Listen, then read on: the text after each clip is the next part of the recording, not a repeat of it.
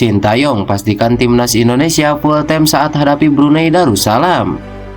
Gila, timnas Vietnam hadapi 3 raksasa Asia di FIFA Matchday Oktober 2023. Namun sebelum kita bahas videonya, alangkah baiknya jika kalian subscribe dulu channel ini agar kalian gak ketinggalan informasi menarik seputar timnas Indonesia setiap harinya. Jika sudah subscribe, simak video selengkapnya sebagai berikut.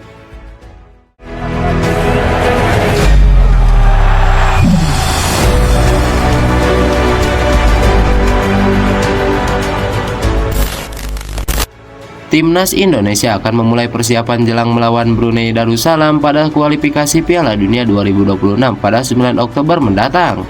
Tanggal 9 dipilih PSSI karena pertandingan terakhir Liga 1 berlangsung pada 8 Oktober. Mayoritas laga terakhir kompetisi di dunia juga 8 Oktober sebelum jeda FIFA Matchday. Hal tersebut diungkapkan Ketua Badan Tim Nasional PSSI yaitu Sumarji. Menurutnya pemanggilan pemain timnas Indonesia tidak akan terkendala sebab ajang ini bersamaan dengan kalender internasional. Pada fase pertama kualifikasi Piala Dunia 2026 zona Asia ini, timnas Indonesia akan bertemu Brunei Darussalam. Pertandingan pertama akan berlangsung di Stadion Jakabaring, Palembang pada 12 Oktober 2023. Setelah itu, tim asuhan Sintayong ini akan langsung terbang ke Bandar Sri Begawan. Pasalnya, tim Garuda akan kembali bentrok dengan Brunei Darussalam pada leg kedua di Stadion Sultan Hasanal Bolkiah pada 17 Oktober mendatang. Untuk pertandingan melawan Brunei ini, Sintayong bisa memanggil skuad terbaik Indonesia.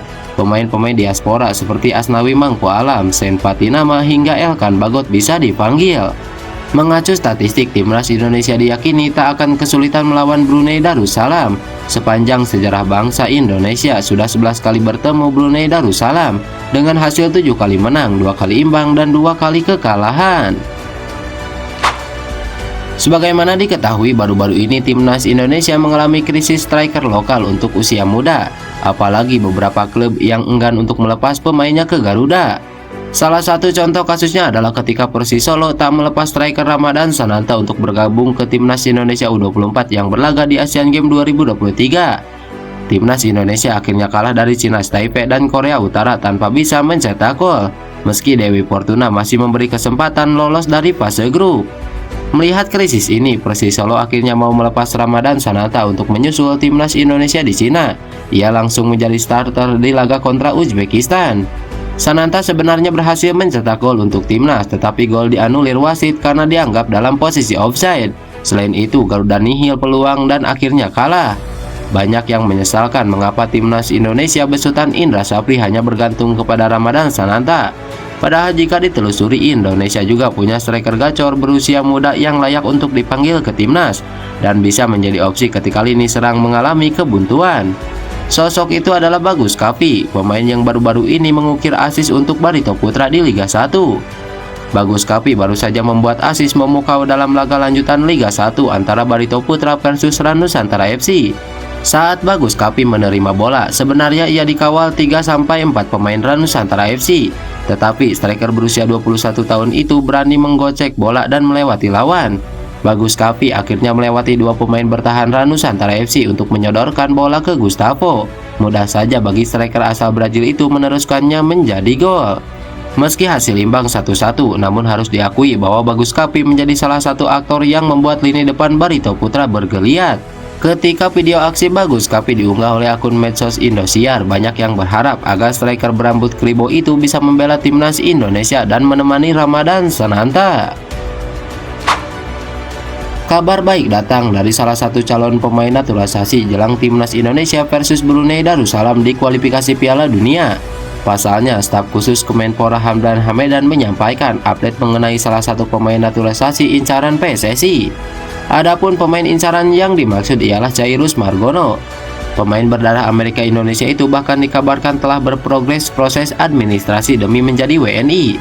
Chairus diketahui berminat membela timnas Indonesia. Saat ini penjaga gawang 869 juta tersebut merumput di Liga Yunani. Persaingan di sektor kiper tentu akan sangat ketat. Namun meski begitu, Sintayong jelas belum bisa membawa wonderkid tersebut saat bersua Brunei Darussalam pada ronde ke-1 kualifikasi Piala Dunia zona Asia karena belum rampungnya proses naturalisasi. FIFA telah merilis jadwal pertemuan timnas Indonesia melawan Brunei Darussalam pada 12 Oktober 2023. Pertandingan tersebut dihelat dalam rangka kualifikasi Piala Dunia 2026. Kekhawatiran Brunei mendapat sanksi dari FIFA tidak terbukti. Menghadapi Brunei Darussalam bagi timnas Indonesia sebenarnya bukan hal yang sulit. Dalam setiap pertemuan di semua level, Indonesia selalu berhasil memetik kemenangan. Maka tidak heran jika PSSI mengusung optimisme tinggi dapat melampaui halangan ini. Namun ada satu sisi menarik yang disampaikan Sintayong terkait laga ini. Pelatih negeri Gingseng ini memastikan akan memanggil para pemain abroad. Mereka dipastikan akan mengisi pos-pos yang telah disiapkan. Demikian pula dengan para pemain dari dalam negeri. Laga yang dilaksanakan saat FIFA Matchday ini memungkinkan Sintayong dapat memanggil semua pemain yang diinginkan. Klub diwajibkan melepas pemainnya manakala dibutuhkan timnas Indonesia. Mendengar ungkapan Sintayong, terbayang timnas Indonesia kali ini akan tampil dengan performa ideal. Jauh berbeda dengan saat sang coach membawa timnas Indonesia U23 menjalani laga Piala AFF U23 yang lalu. Keberadaan para pemain pilihan ini akan memberi gambaran skuad Indonesia sesungguhnya, sehingga otomatis akan terjadi persaingan antar pemain dalam tim untuk memperebutkan posisi. Dalam beberapa pengamatan, penggunaan kekuatan penuh dalam laga ini terkesan berlebihan. Pasalnya hanya Brunei yang dihadapi, namun bagi Sintayong bukan urusan Brunei yang dihadapi. Akan tetapi laga ini diharapkan dapat menumbuhkan chemistry antar pemain. Hal ini menjadi sangat penting mengingat setelah menghadapi Brunei Darussalam, timnas Indonesia akan menghadapi laga sesungguhnya. Berdasarkan drawing yang dirilis oleh FIFA, Indonesia dipastikan bergabung dengan Irak, Vietnam, dan Filipina. PSSI kabarnya kembali memantau salah satu pemain keturunan untuk masuk dalam proyek naturalisasi untuk masuk ke skuad timnas Indonesia. Tidak tanggung-tanggung dikabarkan calon pemain naturalisasi yang dimaksud merupakan jebolan Liga Belanda. Ia adalah Mylion Maanhoff, bahkan dalam bio Instagramnya ia sudah memasang bendera merah putih. Diketahui Maanhoff mempunyai garis keturunan Belanda, Suriname, dan Indonesia. Bahkan Maanhoff disebut mempunyai darah Jawa dari leluhurnya yang merupakan imigran di Suriname. Akan tetapi nampaknya sulit bagi Sintayong untuk mendapatkan winger asal Eredivisie seharga 60 miliar itu, lantaran jasanya kini sudah dipakai timnas Belanda.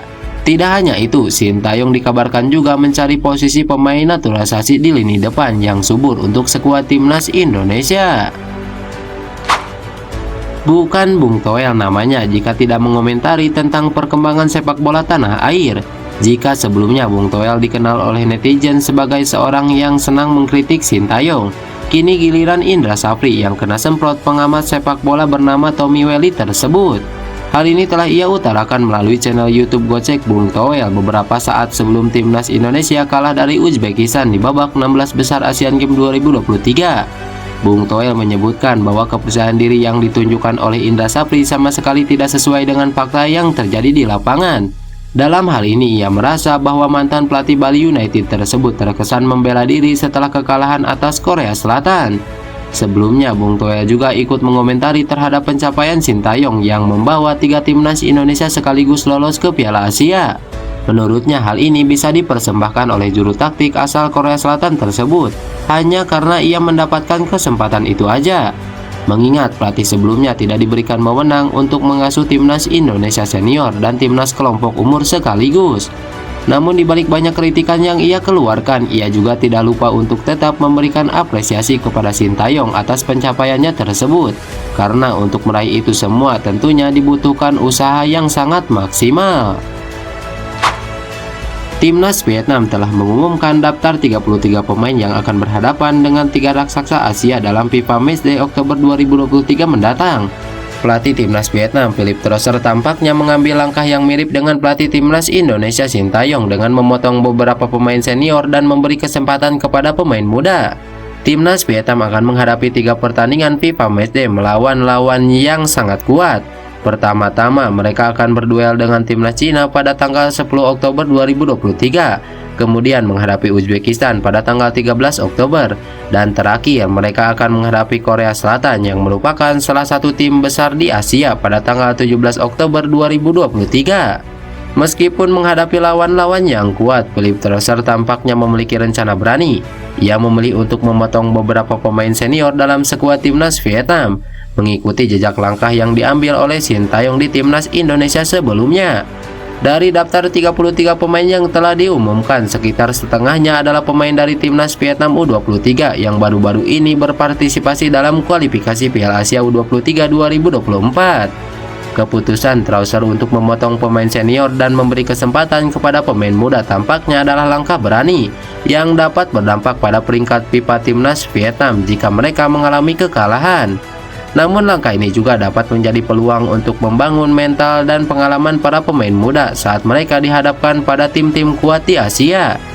Masyarakat sepak bola Vietnam dan para penggemar sepak bola di seluruh dunia akan menantikan dengan antusias bagaimana timnas Vietnam akan tampil dalam FIFA Matchday Oktober 2023 dan apakah langkah potong generasi ini akan berhasil membawa hasil positif dalam jangka panjang atau tidak. Lantas bagaimana menurut kalian? Tulis pendapat kalian di kolom komentar.